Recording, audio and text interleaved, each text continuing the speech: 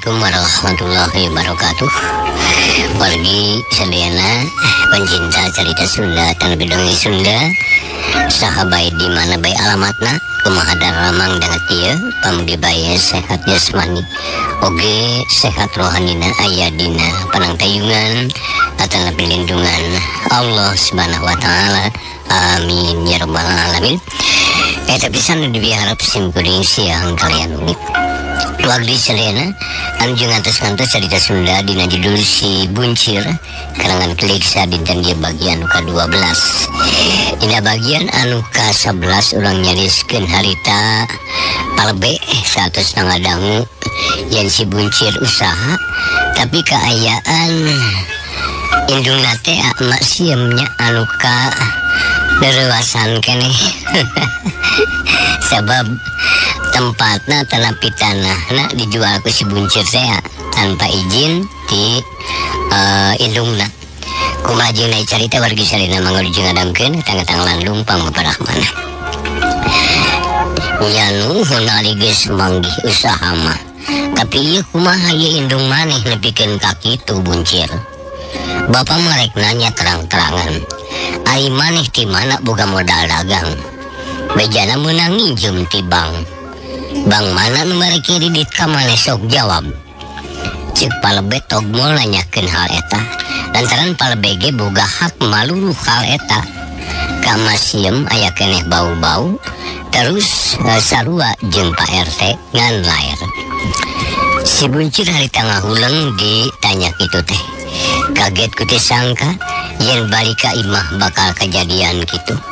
Tadi keneh geus tegenah rasa hate pating sareblak jajantung ratug atuh pipikiran teu paraluguh mana horeng rek meunang kareuwas. Akhirna pok si Buncir nanyakeun, "Emak teh kunaon atuh?" "Heueuh jawab heula pertanyaan bieu." "Sabab jawabanana aya di maneh?" Cik palebe rada keheuleun. "Kumaha ieu teh Pak RT?" Si Buncir kalah nanya ke Pak RT. "Sagala rupa bakal beres lamun maneh nembongkeun kajujuran Cir. Sabab moal aya kejadian kieu lamun maneh tetap salingkuh basilat kumawani ngabobodo ka batur. Kade sing inget ngabobodo ka batur teh sarua jeung ngabobodo ka diri sorangan." Itu cenah cek Pak RT. Mantuan ngalingan ka si Buncir.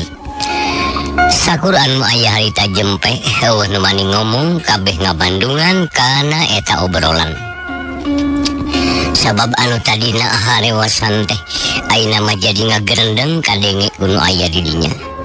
Si Buncir harita ngahuleung deui. Manehna asa bingung yang haripan kitu mah. Pok di palebe nanya, "Hayo jawab. Kumaha ieu teh? Kuncina aya di maneh Buncir?"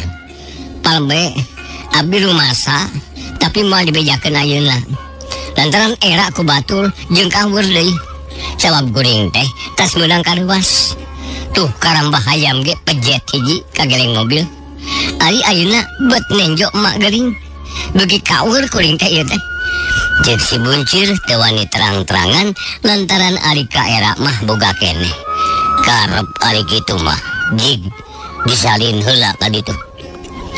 Si Buncir asup ka tengah imah ngadeukeutan ka Nyi Soneng anu teu daek jauh ti masiem. Nyi Soneng cari nakdak teu ngomong kawasna bingung. "Neng, kumaha mah teh?" "Eta tempo. Kumaha ka cirina?" Bari nunjuk. "Ih, sia mah ditanya teh tara bener." Bari molotot ti sidikna harita ngedegungkeun kana sira pamajikan. Bakat ku ambek pok hiji awewe kolot ngomong, "Ulah kitu ujang kasep sing salabar manggi kasusah mah. Keundang geus kieu jadina ulah sok aral pamali." Kitu pokna ngelingan ka si Buncir jeung ka Nyi Soneng anu kacirina kawas keur silih salahkeun. Duanana harita teu ngaromong. Jadi samar pola sama rampa. Jadi kaweur bingung tepuguh. Komo si Buncir mata giwur loba kapaul. Bisik itu bisik ieu. Eukeur mah eukeur apaan? Geus mawa ka keheul ti kota keneh. Ari aina nyampak kejadian gitu. Nyapu gue matak soak untung tengah ge. Kulantaran masih gesidik eling deui. Sadar kawas biasa. Nya akhirna nu nempo teh nungtutan baralik. Atuh beki lila beki carang di imah lalega deui. Kali Pak RT jeung Palebe dariuk ditepas. Si Buncir nyamperkeun ka Talabangun lungsek beungeutna sepa. Kumaha Cir? Cek Pak RT ngamitan di nyarita. Ulah tarik teuing Pak RT. Kuring rumah sasalah. Geus ngabohong ka indung. Jeung kasararea. Sanyana kuring teu kungsi unjam injem ka bank. Teu wani sieun teu kabayar. Boga duit sote ladang imah jeung tanahna. Cek si Buncir betus ayeuna mah. Da geus taya harapan bubunian atuh. Pasti kaboker kabeh ge.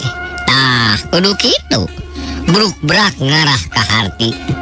Sanyana najan teu ngomong oge batur geus nyaraho. Akang geus nyaho. Palbe geus uningaeun. Kasup indung maneh.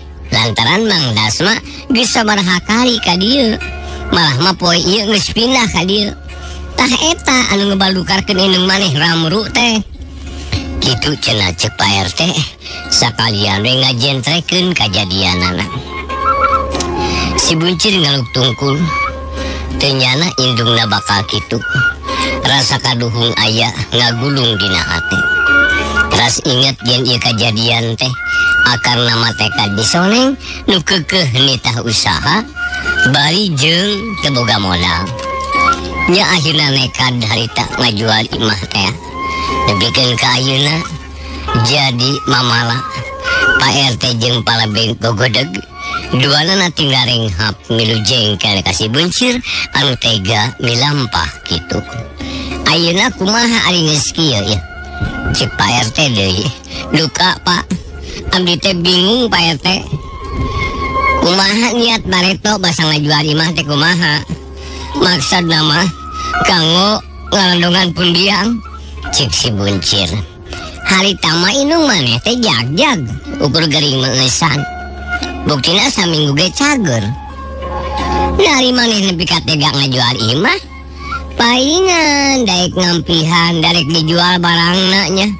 Kumaha mun barangna geus beak? Dan daek keneh ngampihan. Si Buncir harita teh nembalan. Hatena sedih pacampur jeung nafsu lantaran rumasa manehna teh eleh ku pamajikan. Ari sababari tanyi soneng anu manasan anu boga pokal mimitina. Geus teu kudu diteruskeun. Ayeuna mah geus kanyahoan yen pangna masieun kieu teh kalaleban ku barang meureun. Tegesna reuwas asa ditongtak lantaran teh nyaho-nyaho imahna dijual payu. Cek Palebe megatan nu keur cacarita. Semun Palebe atos we lah. Dari kanyahoan ayeuna mah yen kasakitna teh lain ti mamana tapi ti anakna keneh. Pek urus Cir wani berbuat kudu wani jeung tanggung jawabna. Cek Pak RT seren sumeren si Buncir ngaruk tungkul harita. Sang bisalalila Palebe jeung Pak RT baralik duanana baruga sangkaan. Yen mak sieum teh moal katutuluyan. Da lain gering ku kasakit, ieu mah gering ku kareuwas teh. Dumeh ngadenge beja yen imahna geus dijual ku anakna. Di imah harita kali tiluan, pribumi wungkul mak sieum ngalempreh tempes-empes. Eling tapi teu daek ngomong. Awakna lulus taya tangan pangawasa. Ma indung nyanyi soneng geus balik basana mah rek kacai cenah. Ngeunang sajongjongan mah si Buncir jeung Isoneng ngaharuleng di tengah imah. Si Buncir sedih, nenjo indungna ngalempreh bangun tenangan. Tapi aya rasa ambek dina dadana, ambek ka pamajikanana, ari Isoneng cari nakdak bae bingung jeung loba kasieun. Lila-lila pok si Buncir ngomong, "Soneng, kieu ieu jadina buah tina lampahan urang duaan. Maneh kudu tanggung jawab, sabab indung kami jadi gering. Nah, makanya nyalakeun ka kuring. Pan akang nu ngajual nage. Pan maneh nu nitahna, bani keukeuh nitah ngajual imah. Nah, Nyisoneng mung disalahkeun. Nya si buncir ambek. Lantaran kakara karasa ayeuna ye nurut teuing ka pamajikan teh kitu. Naon sia? Muridnya geus kieu mah mani cuci tangan sia nya. Gagabah sia rek ngadeutkeun ka aing, dicekek sia ku aing. Ceuk si buncir bari ngojengkang ngadeukeutan Nyisoneng, dua leungeun ngaragama ngarek nyekek Nyisoneng. Jep dicekel tapi kadenge masih ngahargung.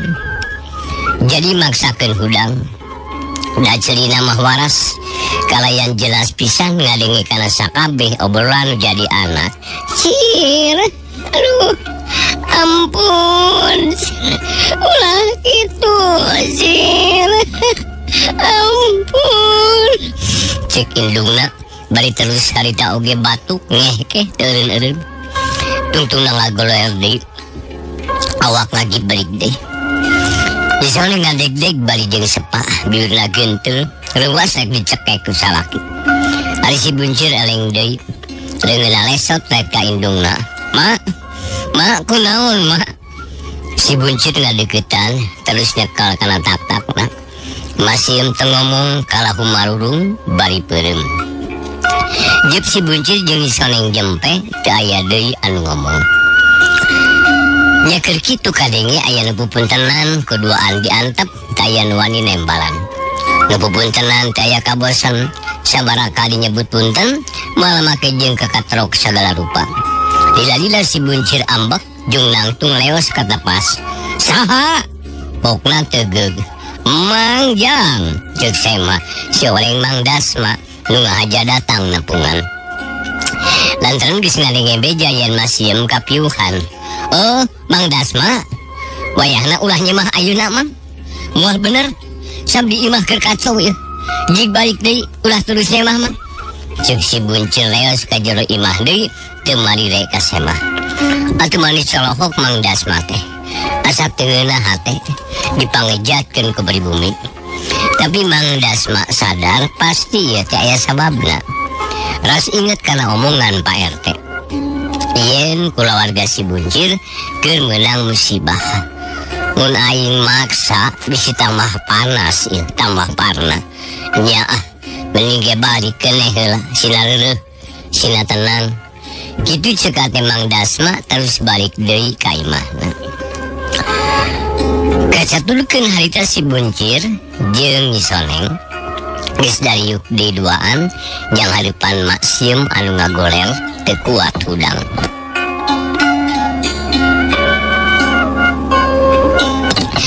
Ari perbawana harita lilis jeung lungse sirah lieur jajan tung oge ratu. Mak sieum gering deui. Gering batin mawalus sakana awak. Soneng boga kejo maneh ceuk si buncir nanyakeun sangu sama beteungna karasa lapar. Poho can nyangu ari sia aya naon we sing di imah teh. Mani teu kaduga ngejo-ngejo acan. Ari bareto keur teu boga beas sok ngomong wae. Tidak usaha. Ari geus aya beas mung nyangu nanaonan maneh. Si buncir ambak di bae. Beteungna murilit hayang dahar.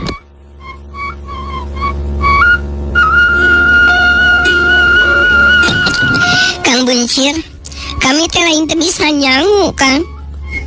Tapi kaur kumaha nu geuring? Ceuk Pak RT ge emak geuring mah geus beurang. Ari tadi memeh manamru, pagawean maneh naon wae? Bargug sia. Nyisoneng teu bisa hojah. Rumah sasalah dah heueuh ti isuk ge cicing bae. Sama bahatena teu geunah. Pikiranna lungsing. Nyisoneng ngalehan maneh. Koleset turun ka lawang dapur. Lain lek nyang da moal kaburu, hiji-hijina jalan kudu ngahutang heula ka Ma Indung. Leos harita Nyisoneng teh indit ka imah indungna. Ari si buncir kakarot nahan amarah. Ambek ngenjo pamajikan kitu, murang maring bari kakarot. Dasar awewe atahwara, kudu kolu bisugan. Bangsat eta. Pokna bari gek diuk deui napas ngahegak. Kesang tiis nyerolok ras inget kana lalakon di kota atuh beuki ambek wae nepikeun kalieur kana sira. Kitu masih melilir deui blak langkarak nafas nangahegak. Terus sumarurung bangun kasida nyerina. Nyeri hate gering pikir. Tambahkan cuh ngadengi anak napasea jeung pamajikan. Begitu betah cicing didinya. Mun imah aya keneh marek balik. Tapi hanjakal geus jadi milik Mang Dasma malah maggeus dieusian. Ma, naon anu nyeri, Ma? Si Buncir karunyaeun ka indungna diuk nangis dedeketan ka Mak Siem. Mak Siem tenembalan panonna melaung kana lalangit. Cara ngiceup kawas anu karosong eueuh pikiran. Jara rauh panindeungan si Buncir leuwas lantaran bisi indungna katutuluyan. Ma, ieu Ma, sing sabar Ma. Sing kiat Ma, ieu kuring Ma. Anger tenembalan ukur ngiceup kitu ge carang. Si Buncir diuk sorangan nungguan indungna anu gering ngalang layung. Hatena sedih kaduhung asa diteung-teunganan ku anak. Tadi janji reknya rek nyenangkeun rek ngaulaan. Buktina bet nganyerikeun. Dina dada Mas Siem ngagolak amarah. Lamun teu kuat nahan mah bakal ragrag kecap supata nu bakal jadi bangbaluh berat kana batin si Buncir. Lamun harita Mak Siem ngabijilkeun kecap kasar pasti kajadian. Kayan indung anu keur kitu ucapanana mati bakal dikabul ku Allah anu Maha Kawasa. Untung bibir Mak Siem kuat tenepi ka ngedalkeun ucapan-ucapan nu bakal jadi supata. Tapi najan kitu nyerina batin indung geus jadi bangbaluh ka si Buncir. Ma, ieu abdi Ma. Abdi Buncir Ma. Hampura abdi Ma, hampura. Cek si Buncir bari cari nakdak diuk manduk gigireun indungna. Tapi Mas Siem juga tolek teu ngadengi kana omongan anakna. Pikiran Mas Siem keur malaweung kumalayang ka mana-mani ngumbar sawangan nganteur lamunan. Si Buncir sedih nyangka yen indungna kalalemban. Hing si Buncir teh ceulik eueuh nu ngupahan eueuh nu nulungan. Indungna colohok tepuguh juga melong lalangit. Tapi nu kaciriku Mas Siem lain langit tapi alam baheula dina mangsa-mangsa aya keneh salakina. Nyatana bapana si Buncir bere bapa si Buncir nembongan ngajak seurik ngagupayan. Renghap Mas Siem narik napas jero. Terus usik saeutik molohok deui. Bibirna kunyam-kunyam tapi teu ngucapkeun naon teu jelas teu kadenge sedengkeun si Buncir ngeluk tungkul bari cari nakdak. Kacatulukeun Nyi Soneng harita teh geus aya di imah indungna diuk dina palupuh. Disangarepan ku Ma Indeng kaciri Ma Indeng mah tenang teu gugup teu hariwang. Ulah ceurik Soneng. Rumah tangga teh memang teu gampang. Boro-boro hidup anu sagala walurat. Anu sagala kurang. Najan nu beunghar ge loba bandana, tempona mah pacengkadan mah nya sarua we. Tak lantaran kitu urusan harta banda kaboga nu sifatna barang nu keuna rusak ulah jadi pikir. Nu penting mah hate jeung perasaan kalumasaan ta eta piara. Cik Ma Indeng teu ngarti kuring mah namake kudu miara kalumasaan jeung perasaan. Geus pugu nyeri sedih amek jeung keulema nafsu eta mah. Cik Ma Indeng ari kuring kudu kumaha atuh Ma? Maneh kudu rumasa. Yen keur jadi pamajikan si Buncir kudu rumasa hirup sagala kurang sagala walurat. Kudu bisa ngarasakeun kumaha hirup jadi nu sagala kurang tegasnya jadi nu miskin. Kudu bisa nahap-nahapkeun maneh atuh. Kudu bisa nempatkeun diri di mana kuduna ngancik. Mun kaayaan batang sakitu ulah hayang nurutan nu beunghar. Temahna matak berat matak cilaka pejet moal mangga pulia. Tarima kaayaan anu nyata. Ulah aral subaha. Ulah loba tinggal lamun anu teu puguh. Mangpaatkeun nu aya sing tumarima sarta kudu muji syukur ka Pangeran. Tah, ayeuna cokot contoh nu leutik. Maneh teh ngaula ka salaki jadi pamajikan si Buncir.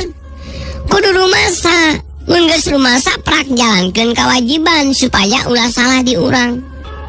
Salaki datang capek papan bagiakeun kubu diparangi nu hade. Paroma nu marahmai ieu mah kumaha? Salaki datang kalaka dibaeudan mana komo bari can aya sangu-sangu acan. Padahal biasna boga salah pisan eta teh salah. Maindeng kaasa-asa nyalakeun anakna. Anu memang lincak disalah. Cik pikirna pantes si buncir rek nyekek oge. Da meureun jengkel. Da cacakan mun pamajikanana teh kitu mah moal nyanyekek teh bubugu. Kajaba lamun si buncirna kasurupan atawa geus siwa. Da kuring teh poho mah bingung tegeuna teh mah. Cek misoneng bari isutan si panon. Mun hidup geus tegeuna teh ti isu keneh. Eta teh hiji ciri yen batin maneh normal. Bisa narima isyarat ti pangeran. Bisa nampak pepeling nu sakit nu matihna. Coba pikir sing apik. Eta teh kila-kila beja batin yen poe ieu bakal menang cocoba, bakal menang katugeunah.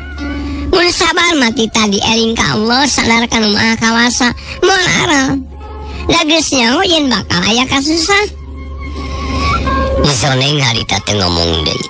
Maindeng terus ngageleunut mapatahan Nisoneng supaya robah adatna ulah kabina-bina teuing salahna kasalaki kudu ngaula. Nyalila-lila Nisoneng ingat ka si buncir anu menta sangu aya ngendahar pok ngomong ka indungna. Kena etis ge menta sapiring mah. Yung nyokot sorangan dengan aya pais impun lumayan. Nuhun mak. Cek Nisoneng bungaheun terus kakaratak ka pawon rek nyokot sangu. Terus ungkakeun turub detenong bare pais impun sagede mutu kaambeus seungit Surawung. Nya geus kitu malayos Nisoneng balik nangi piring diisi sangu atena pasrah ayeuna mah. Najan rek dicarekan ge moal ngalawan da rumasa manehna anu salah. Rumasa geus mapatahan teu bener ka salaki nepikeun ka kajadian kieu. Ari maindeng ngajatnya ge jiga antepan ka anak. Sanjana ari hatena mah gede perhatianana. Lenjo Nisoneng alias indi teh henteu cicingeun. Terus dangdan niat narek nuturkeun ka anakna bisi kumaonam. Maklum keur ngeujeuna parana sate mangkaning masiem teh keur gering bisi eueuh nu ngurus. Aing kudu naringakeun barudak ieu. Cilaka pada ngantep mah bisi perang deui. Kitu gereuntes hate maindeng terus lempang kalayan tenang. Niatna rek naringakeun anakna tapi moal waka unggah rek cicing bae di tatangga si buncir. Kacaturkeun Nisoneng geus nepi ka imah. Bus di lawang pawon kebat ka tengah imah kasampak teh masiem harita keur nangkarak bari celohok malong kala langit. Kita dican cager si buncir mah ingak-ingakan gigireunana melangeun ka indungna. Nisoneng ngalakat tai hatena manehna rumasa salah berdeku terus nunda piring sangu ditunda gigireun si buncir pok ngomong leleuy. Kang ieu sangu geura tuang heula Kang. Si buncir ngarewet bari sutan Cipanon. Leungit ka keuheuna ayeuna mah. Lain leungit ku lenje sangu tapi kaliwatan ti ambek. Jadi pasrah da rumasa salah pok ngomong dareuda. Geus tayang daharna ge Soneng. Teunune ka ditu. Cenah tuluy di sutan Cipanon. Nisoneng harita teh ngahuleung. Tapi teu burung nurut sangu teh diampihkeun heula kana tetenong. Nya geus kitu ngadeuketan ka si buncir gek diuk gigireunana. Yang haripan mak siem anu can daek ngomong. Kalah melohok anu jauh jiga anu kosong melongpong eueuh pikiran. Kang, kumaha urang teh atuh? Nah mah jadi kieu geuning. Cek Nisoneng cari nakdak deui. Neng, ieu kabeh buah tina pagawean urang. Anu kudu tanggung jawab ge urang. Wayahna kudu daek narima kenyataan ieu. Ulah aral, ulah ngarasula. Cek asarna mah urang teh tuliskeun juri ngajual imah jeung tanah alosanana keur ngubaran kolot buktina bet jadi nyata kolot gering ubaraneun. Soning harita teh nembalan tapi hatena narima kana omongan si buncir da heueuh kitu masih mah geus teu malire ka anakna. Jadi obrolan bieu teh teuing kalengeun teuing henteu. Cik diajar mikir kudu kumaha ari geus kieu naon heula anu dipilampah. Cek si buncir deui kumaha usaha poe ieu Kang. Soning kalamalik nanya net semplek nincak semplak gagal jawabna keun wae heula pake duit nu aya Kang. Kumaha makena urang bawa ka dokter atawa ka dukun. Cek soning nya bener urang kudu metakeun akal tarekah kudu ngabelaan emak asalna cager kudu cager deui asalna waras kudu waras deui duit nu aya kapaksa urang pake ngubaran emak. Cek si buncir satuju kana usul pamajikanana jeung atuh minta tulung ka batur kumaha we carana Kang. Pek tungguan mah akang rek apalebe nya jig buru-buru minta tulung Kang. Cek soneng nya geus kitu masih buncir turun ti imah kebat ngajugjug ka imah palbe. Sedengkeun atuh masiem ditungguan ku Nyi Soneng. Keur kitu jolma indung nu ngahaja nyusul da bisi ayeuna naon. Geuning mak ka dieu. Nyi Soneng heraneun. Malang tamaneh bisi pak saya deui jeung salaki.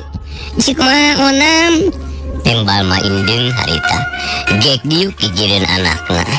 Ya syukur atuh mak punggu teu daekeun dahar Kang Buncir teh teu hayang ayeuna mah cenah kala terus ka palebe rek minta tulung hayang ubaran nu geuling. Tah bener kitu ubaran anggur mah petakeun akal jeung tarekah ulah diantep wae nu geuling mah. Nyi Soneng jeung Ma Indeng kalayan satia nungguan nu geuling. Geus sawatara waktu jebul palebe jeung si Buncir dituturkeun ku dua lalaki anu kasampeur di jalan geus ka jero. Masiem daek dibawa ka dokter daek atawa henteu mah. Ceuk palebe bari netep ka nu geuling masiem teu nembalan kawas teu malire. Ma kuring hampura ma tah ayeuna ma ulah seueur emutan yuk urang ka dokter ma ku abdi rek diubaran. Cek si Buncir nu geuling anger teu ngomong teu nembal hade teu nembal goreng. Palebe jeung nu sajen bingung lantaran nu geuling teh hare bae. Ma Indeng milu hariwang terus sised ngadeuketan ka Masiem. Ceuk ulah seueur emutan wayahna sing sabar sabab ieu teh dodoja ti nu maha kawasa. Barudak aya niat rek ngubaran gugu ceuk. Kitu cek Ma Indeng mepelingan ka Masiem nu teu daek ngomong. Sakur nu aya melong ka nu geuling. Masiem ngarahuh bangun senggah tapi teu daek nembalan kalah reupeurem berbeuy cipanon bijil nenjok itu si Buncir sedih pok ngomong dareuda. Ma sing emut ma sing karunya kagoreng ma. Bari ngadeuketan ka Masiem malah leungeunna dicekel tapi anger Masiem teu daek ngomong.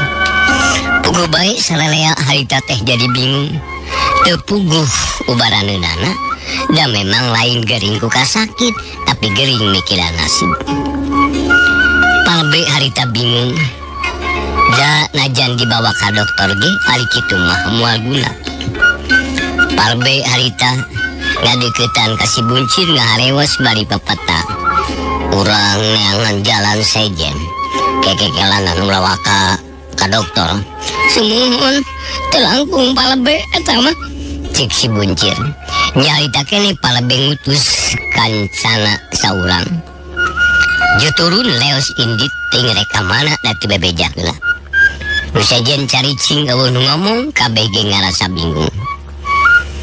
Heureut Heuleut sawatara waktu jebul aya nu datang harita teh waktosna wargi salena teh nya kapan rupina dipungkas dicekapeun weekend ka dieu heula carita Sunda dina judul Si Buncir karangan Kripsa bagian ke-12 pamugi carita Sunda tiasa katampi kalian kabingaan insyaallah Si Buncir bagian anu ke-13 enjing na waktu sesami pamugi urang sadaya tiasa ditepangdangkeun deui lumancen sim kuring Mang Dina Marang ngahaturkeun nuhun kepada salana wilujeng paturai wassalamualaikum warahmatullahi wabarakatuh.